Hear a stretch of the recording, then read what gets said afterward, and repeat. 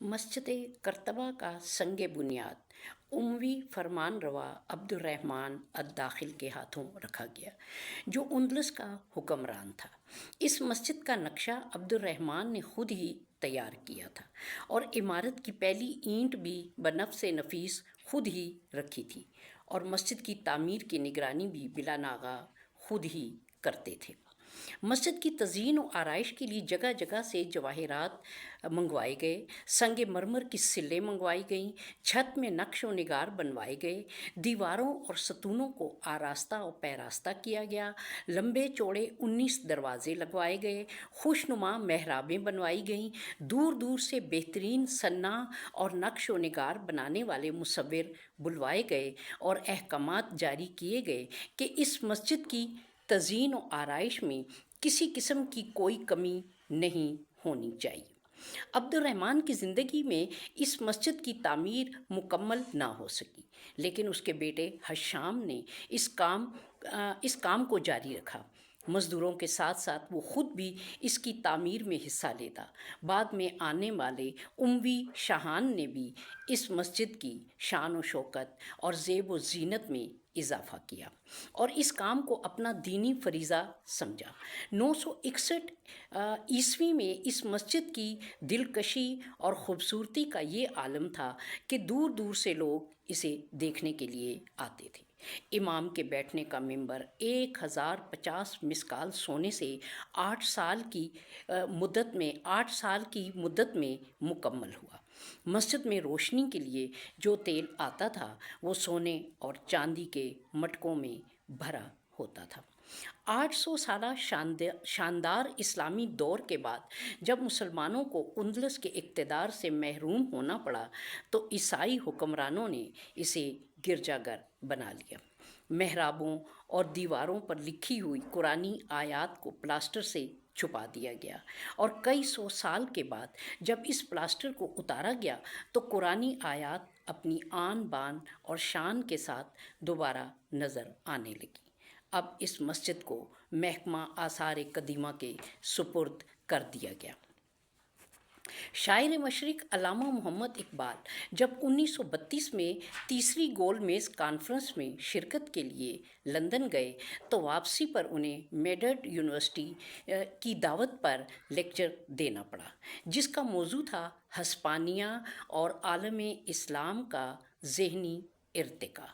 اس سفر کے دوران انہیں اسپین کی سیاحت کا موقع ملا، اور جب وہ مسجد کرتبہ کی زیارت کے لیے پہنچے تو ان پر ایک رکت طاری ہوئی اور انہوں نے اس مسجد میں نفل ادا کرنے کے لیے نگران سے اجازت چاہی، جس پر اس نے کہا کہ میں بڑے پادری سے پوچھ کر آپ کو اجازت دے سکتا ہوں۔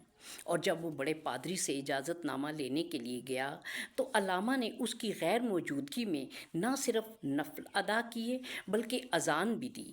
چنانچہ مسجد کے در و دیوار جو صدیوں سے اذان کی آواز کو ترس گئے تھے، اللہ اکبر کی صدا سے گونج اٹھے۔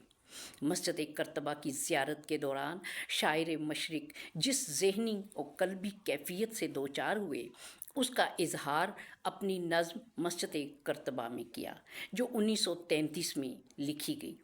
اس شاہکار نظم میں شاعر نے مسلمانوں کی عظمت رفتہ کو بیان کرتے ہوئے اس مسجد کی شان و شوکت کو جذبہ عشق کا نتیجہ قرار دیا اور اپنے نظریات کو بے حد دلکش اور مؤثر انداز میں بیان کر دیا۔ علامہ نے مسجد کی عظمت و رفعت کو مرد مومن کی صفات کے طور پر بیان کیا ہے۔ ان کا کہنا ہے کہ جلال و جمال کے لحاظ سے مسجد کرتبہ اور قلب مومن یکساں ہیں۔ اس مسجد کی بلندی اور وسعت، خوبصورتی اور رعنائی سے مرد مومن کے جلال و جمال کا اندازہ لگایا جا سکتا ہے۔ اس شاہکار نظم کے ذریعے شاعر مشرق نے کائنات کے نظام پر تفصیل سے تبصرہ کیا ہے۔ علامہ فرماتے ہیں کہ کائنات میں رونما ہونے والا سلسلہ روز و شب ہمیں اللہ تعالیٰ کی ذات کی پہچان کرواتا ہے۔ اس کائنات کی تخلیق اور اس میں رونما ہونے والے حادثات و تغیرات کا آپس میں گہرا تعلق ہے۔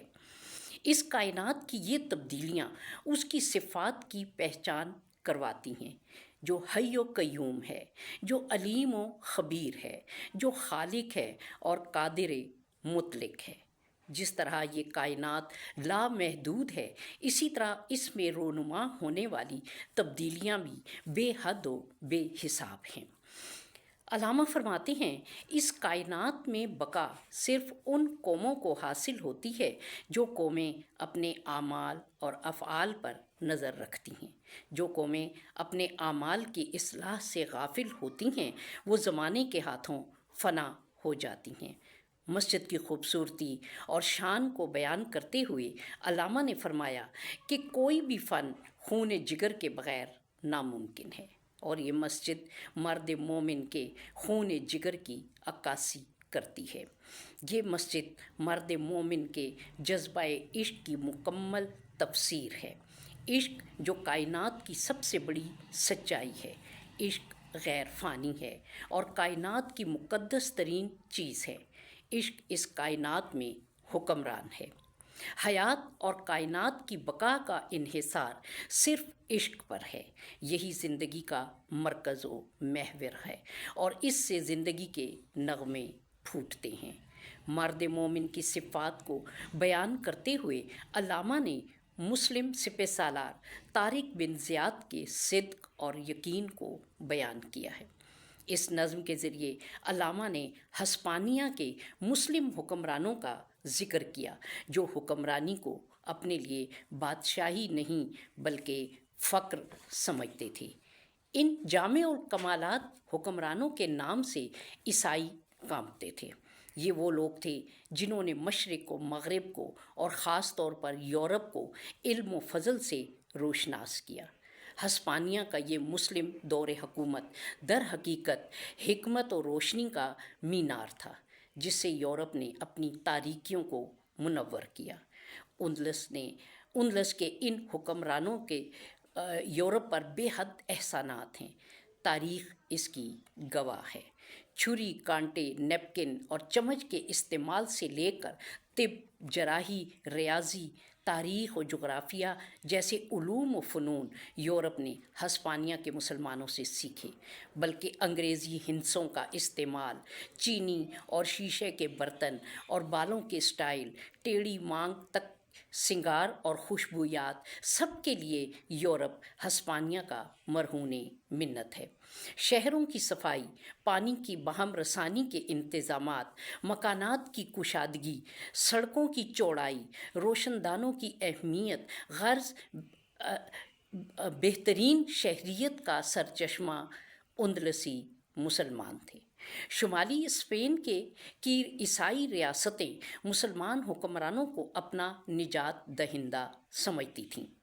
1932 میں پیرس میں علامہ اقبال کی ملاقات فرانس کے ایک اسکالر میسنگ نون سے ہوئی جو مسلمانوں کے ان احسانات پر تحقیق کر رہا تھا جو یورپ پر کیے گئے تھے۔ اس نے علامہ کے سامنے اعتراف کیا کہ یورپ پر مسلمانوں کے عظیم احسانات ہیں۔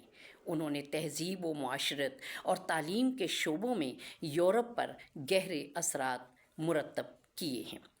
اس سفر اندلس کے دوران علامہ کے دل میں شدت سے خواہش جنم لیتی ہے کہ ایک بار پھر اندلس اسلام کی روشنی اور نور سے جگمگا اٹھے، اور اس کے لیے مسلم امہ کو بیدار ہونا پڑے گا۔ علامہ کا خیال ہے کہ جب جرمن پادری مارٹن لوتھر کی اصلاح مذہب کی تحریک کامیاب ہو سکتی ہے اور انقلاب فرانسیسیوں کی حالت بدل سکتا ہے اور اٹلی کو مسولینی کی قیادت میں کامیابی حاصل ہو سکتی ہے، تو مسلمانوں کے لیے دوبارہ اسلام اور ملت اسلامیہ کی تجدید کیوں ممکن نہیں؟ اور یہ تب ہی ممکن ہے جب مسلمان اپنے اعمال کا احتساب کریں۔ اور دریائے الکبیر کے کنارے کھڑے علامہ اقبال ایک بار پھر ہسپانیہ اور اندلس میں ملت اسلامیہ کا عروج دیکھ رہے ہیں، اور ان کے دل میں یہ خواہش جنم لیتی ہے کہ مسلمانوں کا یہ عظیم اور شاندار دور ایک بار پھر یورپ و افریقہ کو اپنی روشنی سے منور کر دے۔ علامہ کی خواہش آج بھی ہمارے لیے لمحہ فکریہ ہے۔ کیا مسجد قرطبہ میں اللہ اکبر کی صدا پھر گونجے گی؟ کیا پھر کوئی طارق بن زیاد جنم لے گا؟ کیا اسپین، اندلس اور ہسپانیہ پر ایک بار پھر اسلام کا پرچم لہرائے گا؟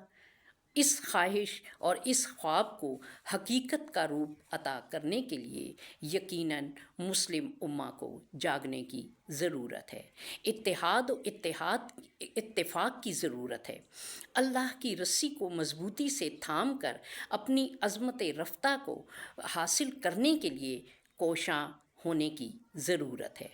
رب کریم سے دعا ہے، مشکلیں امت مرحوم کی آساں کر دے، مشکلیں امت مرحوم کی آساں کر دے، مور بے مایا کو ہم دوش سلیماں کر دے، جنس نایاب محبت کو پھر ارزاں کر دے، ہند کے دیر نشینوں کو مسلماں کر دے، وما علینا